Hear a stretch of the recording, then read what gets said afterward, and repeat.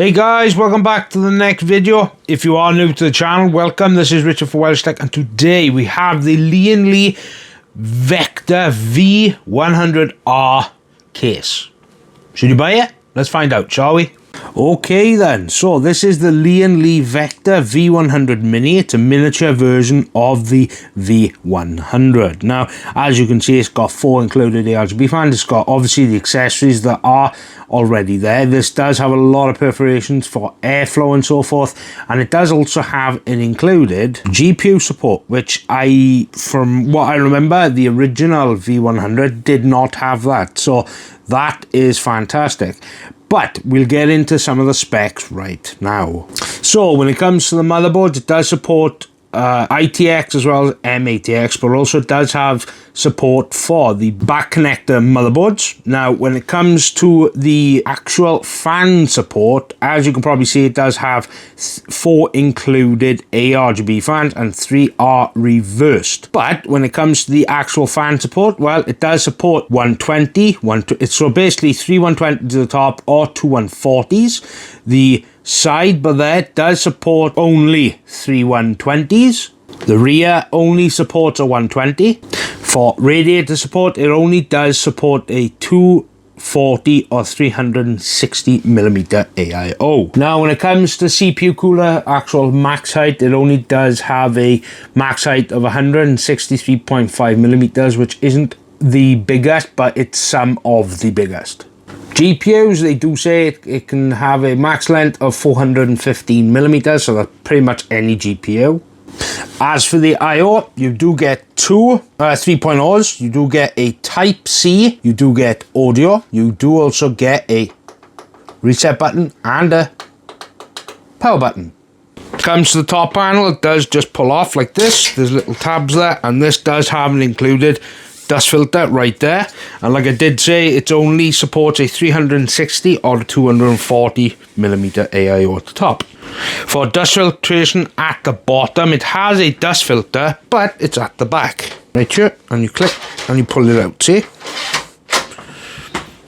expansion slots, there is only 5. And as for the back panel, well, it does have a lot of space for cable management. As you can see, there's a lot of different tie points, as well as cable routing here for the front I/O, as well as the included 4 ARGB fans, and of course it's got a lot of tie points for actual cable management. Okay, so when it comes to the actual storage, well, it can actually support up to 2 2.5-inch drives or 1 3.5-inch drive at the bottom with a 1 2.5-inch drive, and it also supports by here and also another 2.5-inch drive mount there, or that actually does support a 3.5-inch drive as well. Max power supply length is actually 200mm, but if you do put a hard drive down but there, the actual length will only go to 150mm.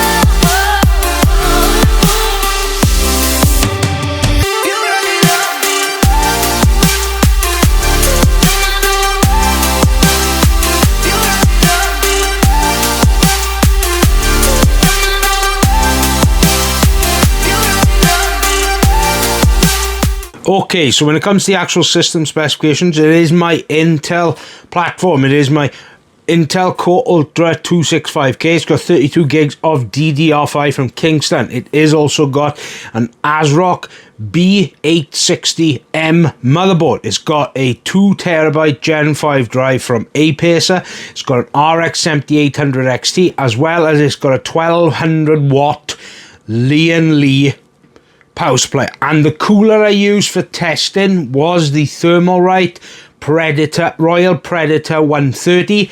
This one by here, the AIO, is purely for aesthetics. So when it comes to the testing methods, exactly the same I do through my case reviews.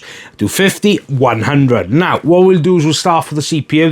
For the Cinebench R23, the idles with 30 with a max of 86, and the CPU power draw was 210 watts. Now, for the GPU temperature, the idle was 23 Celsius with a max of 60. The GPU junction temp was an idle at 46 and a max at 76. And the GPU hotspot was an idle at 29 with a max of 90. And the power draw of the GPU was 276 watts. So for the 100% now, for the Cinebench R23, the idles of the CPU were 31 with a max of 81. So it's already come down, and the CPU power draw at that time was 210 watts, so exactly the same. The GPU temperature, the idle was 33 with a max of 59. The GPU junction was an idle of 54 with a max of 74. And the GPU hotspot was an idle of 31 with a max of 88. And the GPU power draw was slightly lower at 274 watts. Okay then, so what did you think of that? Now yes, there was quite a lot to go through, but I wanted to try something a little bit different, go through the specs, go through how I built it, and then show you what the final build would look like if you had the purely aesthetic purpose. Now this cooler by here, the one from Lian Li, the GA 360 Lite, this isn't the one I used for testing. I used a Thermalright Royal Predator 130. That is the exact same cooler I've used in my previous case reviews. This AIO was sent by Lian Li for a build, but obviously I haven't done the build, so this is just here for purely aesthetic purposes only. Now, the build, I really like it. This little case is really, really nice. Obviously, it's a down version of the V100, the one that I built in last year. It's definitely more compact. It's definitely smaller, but I like the overall features. It does have a lot of ventilation. The included fans as well, they're very nice. You can actually feel the fans by here. They are running at 50%. You can feel a little bit. I do like the fact that they do include the fans, and I really do like this little case. Now, obviously, aesthetic purposes, this looks absolutely stunning now, and I think the GPU looks perfect, and obviously the GPU is quite large, so this is my 7800 XT, the Nitro Plus. Not a small card by any means, but let's have a look at the back, shall we? Okay, so just ignore this cable by here. This was just the one from the AIO. Now, before that, as you can see, I did do the cable management better than I normally do, because I wanted to give it at least a good go to make it look somewhat tidy. There's definitely a lot of room back here. These fans here are already pre-cabled, and they are already daisy chain, so that's quite easy to do. There's loads of tie points here, a lot of room for power supplies, and obviously you can see the 1200 watt by here, but this can definitely fit a longer power supply. I think the back panel's got quite a bit of room. It's got about, I'd say, half an inch of room, so definitely all right for if you was to go with maybe custom cables. But to be honest, the ones with the Lian Li power supply, they're all pre-braided ones, so they look really nice as well. I really do like this little case. And now we'll get on to the price. Okay then, so what does this little case cost? Well, at this moment on Overclockers and Scan, it is £56. I actually think that's a very good value, especially for what it actually supports. I wish this was more of an ATX case, but obviously I understand this is like a smaller version to the V100. Now, I like the fact that it comes with 4 included ARGB fans. Yes, they aren't Lian Li's most high-end, but then to be fair, this is more of a budget case, so I really do appreciate that they actually have fans. Some brands don't even include fans, so that's obviously going to be a bonus there. I do like the overall layout. Now, whether you agree with me or not, that's really going to be up to you, but I like this little case, and if you want to buy one, use the link that I put down below. It'll give me a kickback for actually building in this, so you guys can get a rough idea of what your build would perhaps look like if you wanted to go with something this small. And the top definitely fits a 360mm AIO. But yeah, look, and I say a massive thank you to Lian Li. I do really appreciate the overall support they've shown me since last year. And look, make sure you subscribe, because we've got absolute tons of stuff coming. I have got Thermalright cases. I've got I believe it's the M10 here in white, and it's the Vision version. I've got another CPU cooler coming. I've got the Burst Assassin 120 Vision here. I've got stuff from Silverstone. I've got stuff from Enemax. I've got stuff here from Thermaltake. I have got stuff coming from Sudoku. So make sure you subscribe to the channel. And as always, I hope you guys have a fantastic week and weekend ahead of you. This is Richard for WELSHYTECH. Goodbye.